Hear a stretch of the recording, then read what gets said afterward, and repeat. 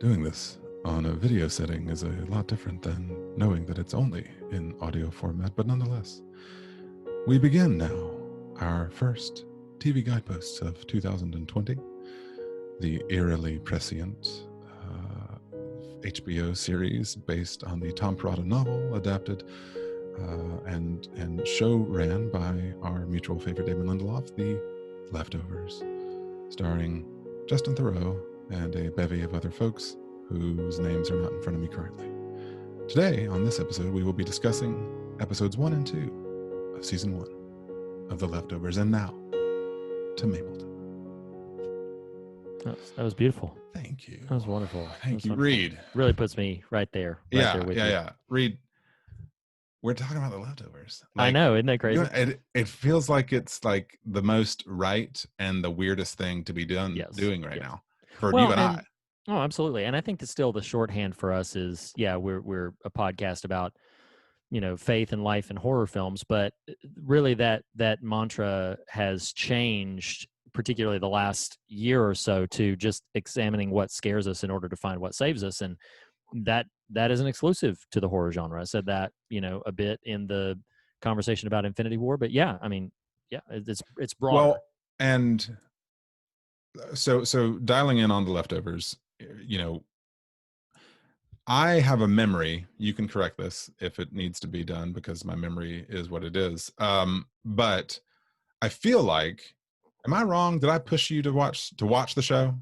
Is that not correct? wrong at all? Okay. You're responsible for it. Yeah, absolutely. Well, yeah, that's all I was gearing up for. I just love it. Figured. Yeah, this is really your fault. Yeah.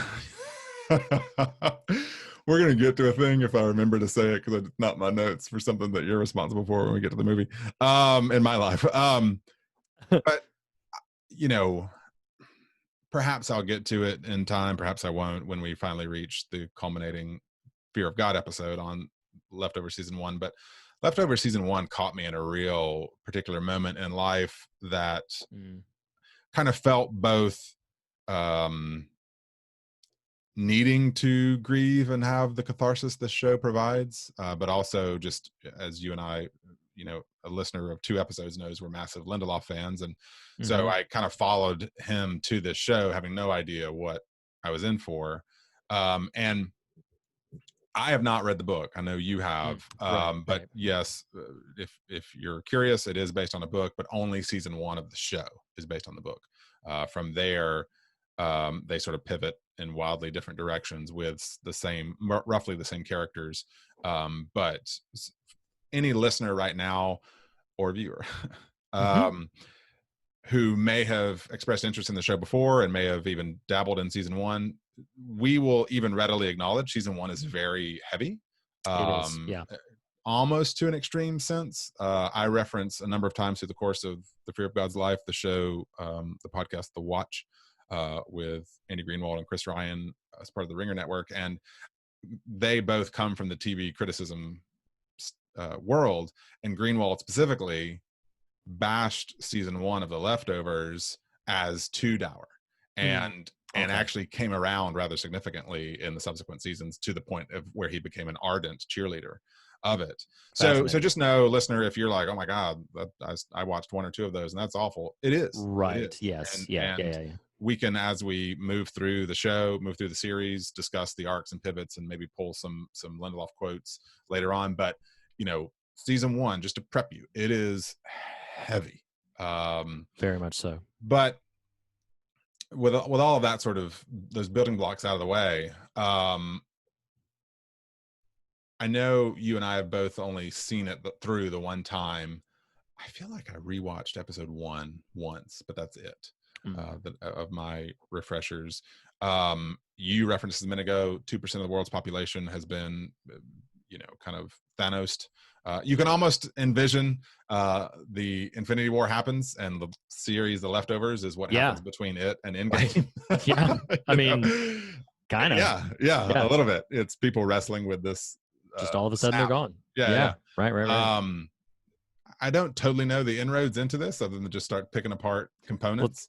And for listeners who may not have caught up with our formatting of TV guideposts, we're going to spend the next few episodes for maybe 10 to 15 minutes talking about a pair of episodes in more cursory fashion, maybe glancing off of some deeper waters, but for the most part just talking about the mechanics of what happens in the episodes. And then this little mini series will culminate in a fuller, richer thematic discussion about season 1 of The Leftovers. So just, we're about to dive into 1 and 2, episodes 1 and 2, just what happens and what we liked about it and what it made us That think. was a very meta moment because it was also Reed warding me off from getting too deep here. So I appreciate it. No problem. You've got your primary characters. You've got Kevin Garvey, his daughter Jill. But actually, some of these relationships aren't fully clear at the outset. We just have seen it, so we know that. I guess we can spoil some of these things, but Tommy, who is his son, but not his biological son, his estranged wife, Lori, who is part of this guilty remnant.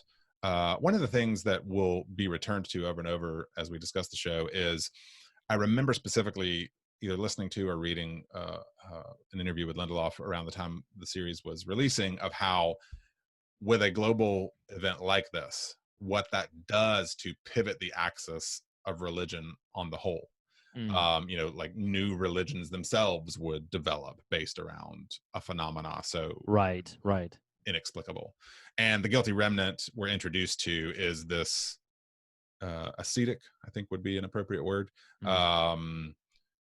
Is cult a right word? I mean, I guess, it applies. all the it earmarks applies. of recontextualizing an entire lifestyle. But this guilty remnant is a thing that has developed, this group of people that has developed. They smoke incessantly, they wear white completely, and they don't speak.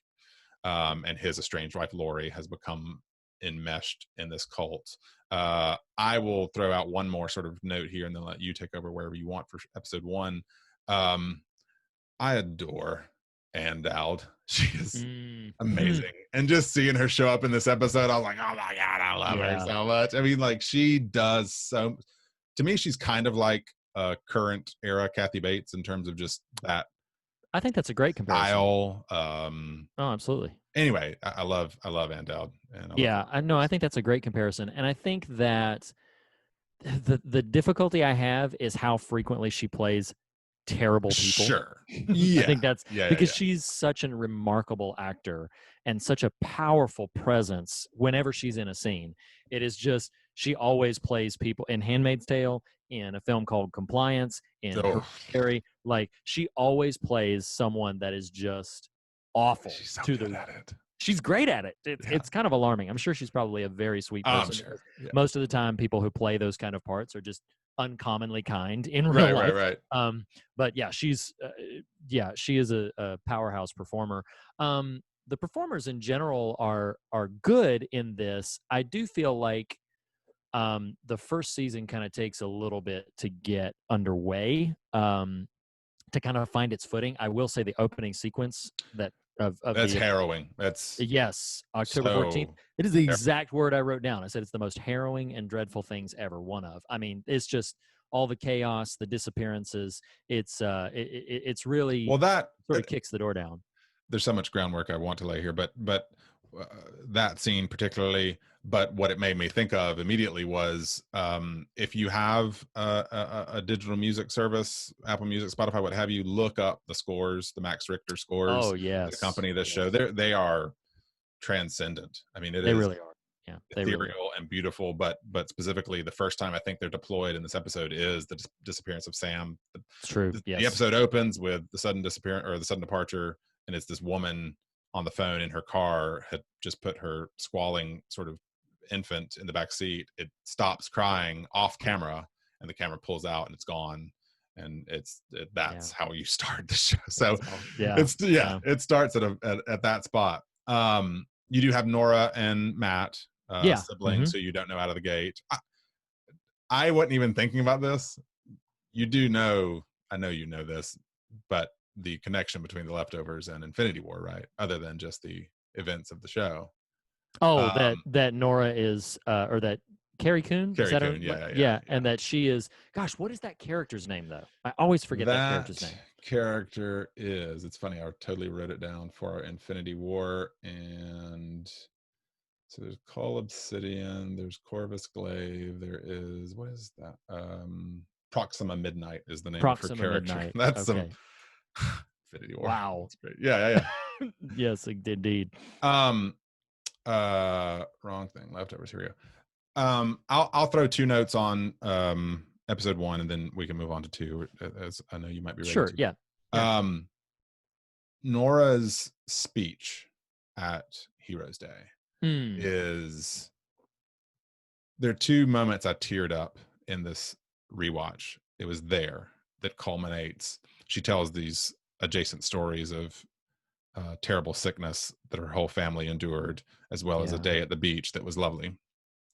And she is noteworthy in this town. This character is noteworthy in this town because her husband and both her children, her whole family, departed. But she ends this speech by saying, "I'm not greedy. I'm not asking for that perfect day at the beach. Just give me that horrible Saturday, all 4 of us sick and miserable, but alive and together." Yeah. No kidding. And such a moment like that, particularly with echoes of, what's transpiring among us right now, the ways that you can wish for, the most mundane things. And again, we're not diving into deep waters in these portions, though it may come up in a little bit with our primary film. The only other big note that I took away from first episode was the sequence at the end where the gentleman whose name I have forgotten. I don't think they ever give him one. Do they not? Okay. When the dogs kill the deer, Right. which is a terrible moment in and of itself, but then the man, culminating in the "they're not our dogs" line, which really is haunting just as a concept. They're not our dogs, not anymore. So yeah, that was my biggest takeaway from ironically from episode 1, which is largely scene setting. The opening sequence and the closing sequence are the most memorable elements to it for me. You ready to dive into episode 2? Sure. You good? Let's do it. So, good Lord, the first time in episode 2 when you see the title sequence, I love really the title sequence with the music and with this. Well, what's so funny about you saying that is art. Knowing where the series goes with its titles. I so love that so much that this was like, it's that's right. They used to do Let this the thing. Mystery Be. Yeah. Yes, Let the Mystery Be is a better choice, particularly with what the show's trying to say. But I do love this season 1 opening title sequence. I'm gonna kick the door down on something right away because it's probably gonna come up multiple times as we move through season 1. I hate, and I know that's a strong word, but I feel I've watched 4 episodes. You've watched 4 episodes now, and this is our second time through it. But rewatching them, I hate the Holy Wayne plotline. Like, I despise it. I didn't like it in the novel. I don't like it in the series. I think everybody. It did give us Buddy Garrity back for at least a moment. That is true. I did like seeing old Buddy Garrity. Clear eyes, full heart, can't lose. So but no, like, I think the performers are doing what they can with the material. I just hate the plot line. Like, I'm not against like any individual or what they're trying to do. It's just it's just awful every time it comes up. There are this episode presents 2 rich themes that and Wayne is part of one of those threads. I agree with you. I mean, it's not a chore, but it's definitely the least interesting thread. And the show, if it doesn't at the outset, knows that and learns that for its future. But the 2 main sort of philosophy puzzle pieces that you get handed here that become keystone ideologies of the show, I'll tell the one. Well, it doesn't matter. So the Guilty Remnant, this cult, in a new way, and maybe I just didn't remember it the first time. I love Laurie and Meg at the tree initially. Sure. And another thing I failed to mention with the Guilty Remnant is because they don't speak, they write everything down.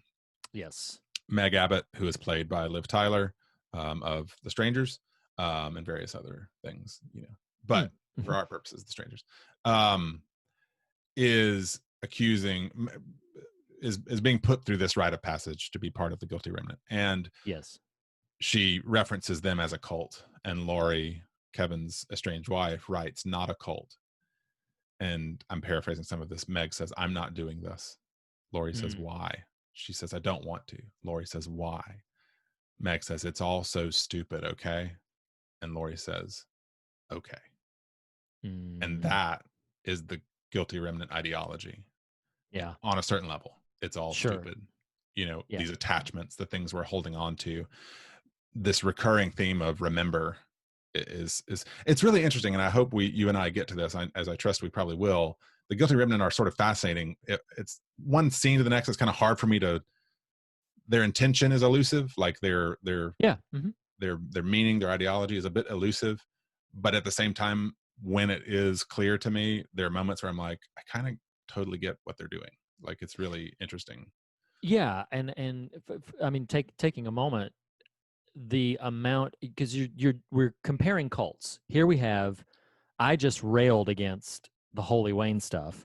The Guilty Remnant, which is, cultish in its dynamic, is legions more interesting to me. Sure. I mean, they, and in the novel the same way, that just this idea of we refuse to be normal. And I like you don't have like a defined, I don't think the show ever like lays out a mission statement for the Guilty Remnant, but the what their ultimate aim is does feel a bit more elusive, but I do find their approach compelling, as awful as some of the things are that they eventually do.